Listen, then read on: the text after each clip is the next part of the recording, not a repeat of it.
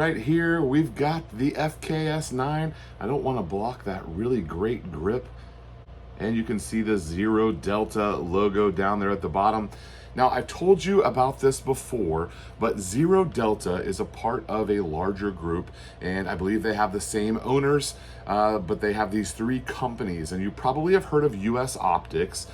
They do a lot of high-end optics, and I don't have one here yet, but I will very soon. We'll be playing with that and testing it out.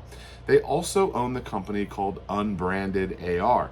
You have heard me talk about Unbranded several times. We have made a couple of unbranded guns. Most recently, we did a budget one that was basically just a click together situation. That gun is currently over at my uncle's house, and we're gonna go shoot it and get some more footage of that here very soon. We also did a project that has that Troy Coyote tan, and it's that Cerakote color on their billeted set. Beautiful stuff.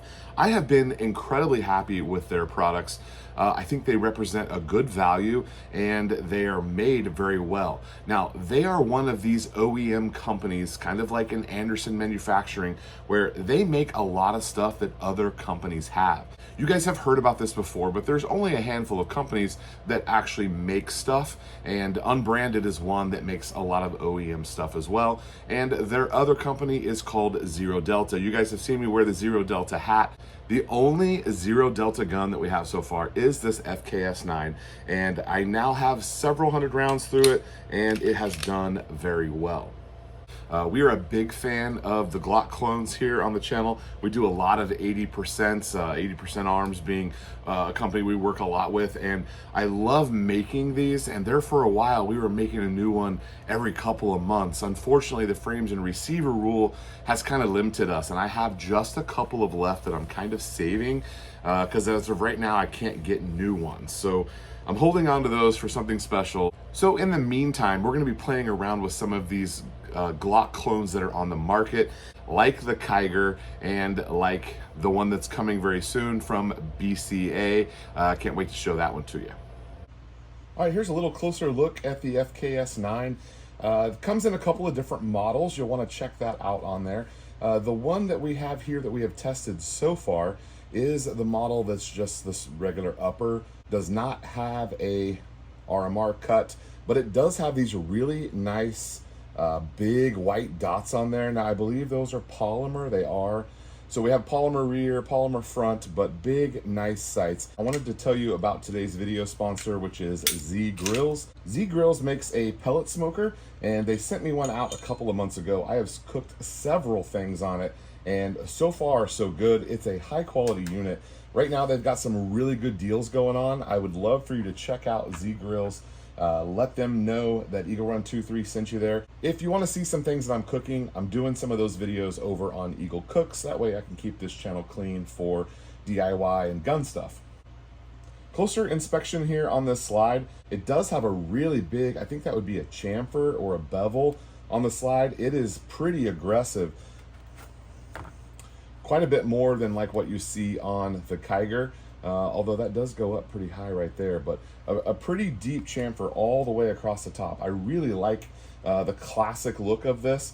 All good quality components inside. Everything has worked as it should. I'll be sure and link the last video that we did on this. After that very first video, we went to the range that week and I put oil on the slide, shot 500 rounds right away, and just like we did on the Kiger. So far, that's what we've done with these Glock clones, just so that we can see what are the problems going to be immediately. Now, given that we intimately know the Glock Gen 3 platform, I do feel comfortable that, you know, if something was sticking or something was out of spec, I would be able to come across it and potentially even make that correction. For me, I'm not scared of any of those things because we know how to work on them. But most people who are buying these aren't going to be the tinkerers and the builders, and so it needs to be quality right out of the box, which is why I'm running 500 rounds through them right away, just so that you can see that they do work and that they do function. I shot 3 different kinds of ammo through them, and they all seem to do equally well. I have some groups here in a minute that I'll show you. So far, we have a little slice of wear on the barrel. That is very classic, and Kiger has some in the same spot. Most of my 80% arms, everything pretty much gets a little bit of wear right there. Just the way that they cycle and how that barrel moves and the slide moves. you're gonna get some wear right there. So it looks like we have a spot there in our finish. Cool little Zero Delta logo there on the side, 9x19. So this is also the first cleaning of this gun since we've run some rounds through it. It does not need to be cleaned yet. You can definitely shoot a Glock for a couple thousand rounds probably before you need to worry about really cleaning it. But I like to look at them, especially when they're new, and see if there's anything going on that we need to address or be aware of. Everything here looks really good. I'll run a patch through that later. We do have a plastic retention here on this slide. Now, the slide racks really well. I don't really mind the plastic ones, but I do obviously prefer the metal ones. I don't know that it really means much. Almost everyone's doing the plastic polymer capture for the mainspring. So I guess that's probably fine. We'll just keep it lubed. It does not squeak or anything. Everything seems fine on that. Now this grip is one that you've probably seen before. I've definitely come across them, but this is my first one. This one is branded as the Zero Delta FKS9. So a little bit different model, although everything pretty much looks the same. This one in particular feels good, mostly because of that stippling pattern. It's got a good texture to it, but it's not overly aggressive. All the mags dropped free. Everything was fine on reloads. We do have a little bit of a bevel here, but nothing, really aggressive. Just some contouring there on the inside, which I think is to be expected and perfectly normal. It does swell just a little bit, especially there in the front. And the Glock 19 is small in my hand, but I don't mind shooting them. They're perfectly comfortable. My hand would naturally go to a 17 size, but I do like these. They're easy to carry. All of our components in here look to be wearing as they should. We just put a little bit of lube on this, and this doesn't really even seem, it's really not even super dirty. So you can tell that we don't have a ton of rounds on there. Everything just pretty much wiped off. These were all 5-shot groups. No optic to dial in today, so that was pretty nice to just set it up there and go ahead and let her rip. These were all at 9 yards, which is what I test and dial most of my optics in that 9-10 yard range. I was really happy with how this performed. These barrels and slides are not available independently yet. You can only get them all as a complete gun. But very soon you can buy barrels and slides from them as soon as they get this release a little bit further out the door. This gun was new at SHOT Show. I did film some videos on it and touched it at SHOT Show. Nice tight groups. I had absolutely no problem shooting this gun. It was an absolute pleasure, enjoyable to shoot. Everything went really well.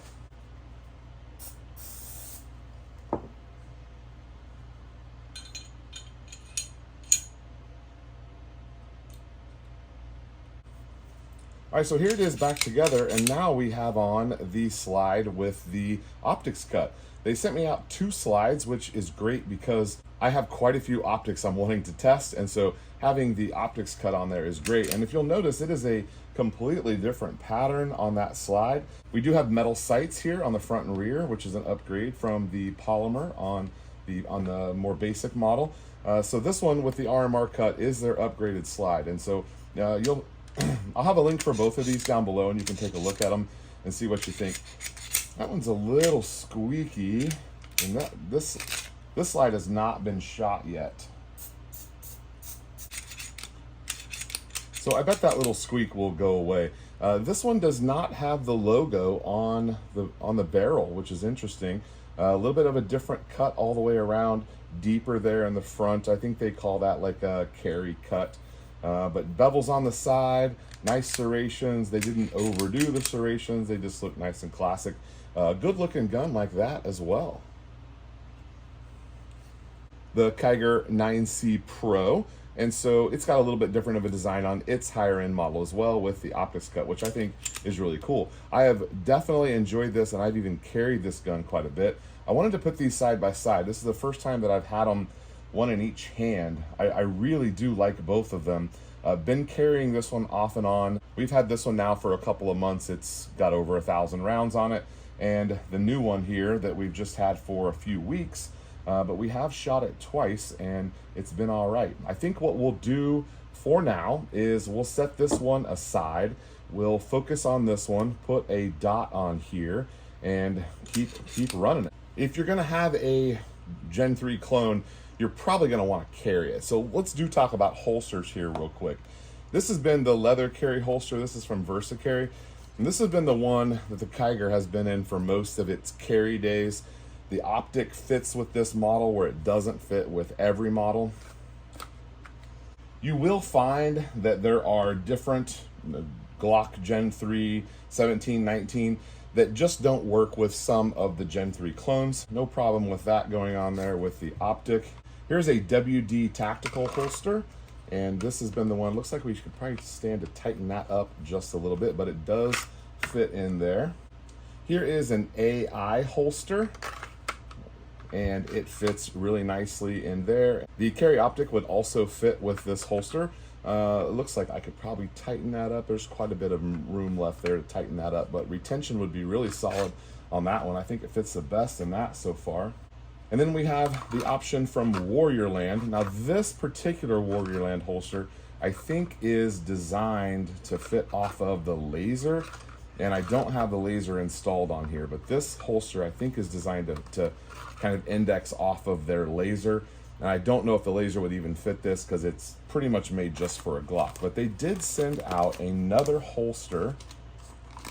So this holster was waiting on us when we came back from the beach, and it was sitting on the porch. That is really cool looking. Warriorland makes some cool stuff. They're available on Amazon, so they get to you real quick. And so far, the Warriorland that we've had has done fine. So let's just see if, oh, it actually clicks. I think we could tighten that up a little bit. Let's tighten that up. Quick little tighten there with those screws, and that fits phenomenally in there. And that carbon fiber looks really good too. It is just a carbon fiber print. The holster is not carbon fiber, but it has a carbon fiber print on there, and that looks really great. Oh yeah, real nice. That fits absolutely perfectly on the Zero Delta. So we may try to carry this a little bit. Let's get it set up and dialed first before we worry about that. So definitely wanted to show you this Warriorland holster. Good, they're like 30, 40 bucks. They're not expensive. I'll have a link for those. A couple of these I'll have links for you as well. VersaCarry is no longer working with YouTubers from what I understand, so I don't know if they're still around, but I do like this holster. But the Warriorland, I know you can get those pretty quickly on Amazon. This AI, those ship out pretty quick. And then I don't remember where this WD tactical one came from. It's real Kydex, very solid. Seems to pretty much fit everything pretty well. I've had a Polymer 80 in here. I've had an 80% arms in here. I wonder if the Kiger fits in there. The Kiger's just a little bit different, something in the geometry. It's a little bit more challenging. It seems like the FKS9 fits a little bit better in some holster. All right, I hope you enjoyed our little look at the FKS9.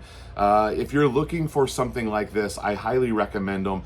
I really love what the aftermarket has done for us on these Glock clones. We're getting better and better grips, better form, and when the companies do it correctly, like a Kiger, like an FKS9, we really get to see what the best of this platform has to offer. It's as if Glock took it to a certain level and then the aftermarket has taken it the rest of the way. I like this gun. I think you'll probably like it too.